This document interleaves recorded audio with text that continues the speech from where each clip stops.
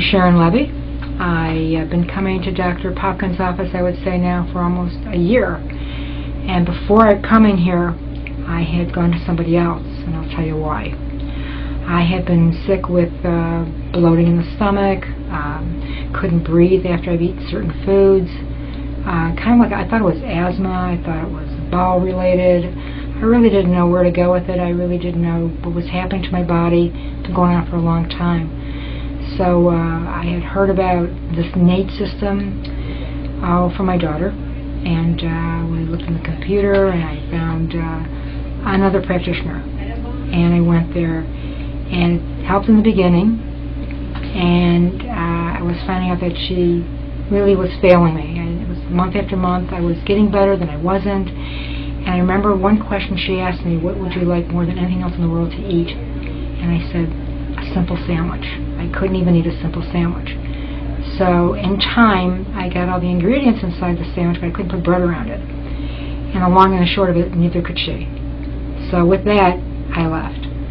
And of course, I ran over to Dr. Popkins' office, and he embraced me, and we sat. And what I liked about him the most at the time, since I was suffering so much, with extreme bloat where I looked like I had a stomach of 2 people. The breathing was an issue. Bowel movements were an issue. Everything was an issue. My temperament, unhappy, never depressed, frustrated. And what I liked about him the most was that he sat me down and he looked me straight in the eye and he listened. And he listened. And he listened. This went on for a long time. Didn't say too much, but I felt he was just clicking inside. He was like a diagnostician. So with that, week by week, I would come in a couple times, let's say 3 times a week, and we started from where she left off, and basically in the beginning. After that, for about, I'd say about 2 months, I was eating food, and I guess you're wondering, yes, I can eat a sandwich, which became a really big thing to me.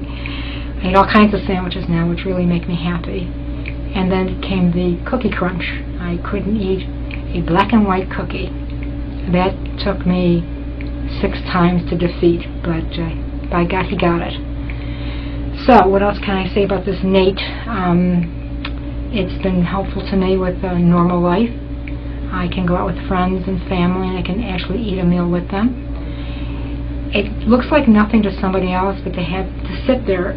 You really don't know unless you're involved with this stomach problem, this problem with being allergic to food.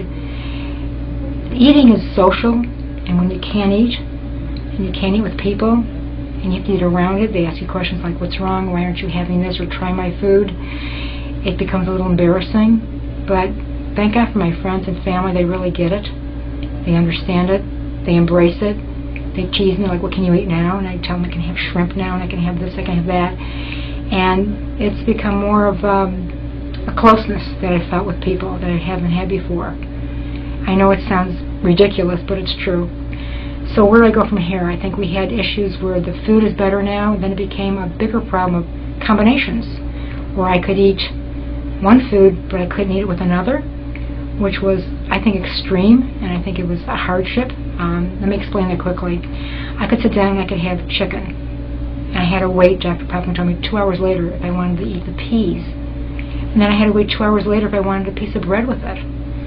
So my meals became one item 2 hours apart from the time I woke up to the time I went to bed, which means it took me several hours to have a breakfast and several hours to have a dinner. Was it annoying? Yes.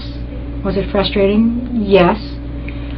I got through it, and I can eat my meals now together. I can eat like 3 or 4 items on one plate, where before I couldn't. It sounds ridiculous, but until you've suffered from it, and I know you're out there, and I know you feel bad and you don't know what it is.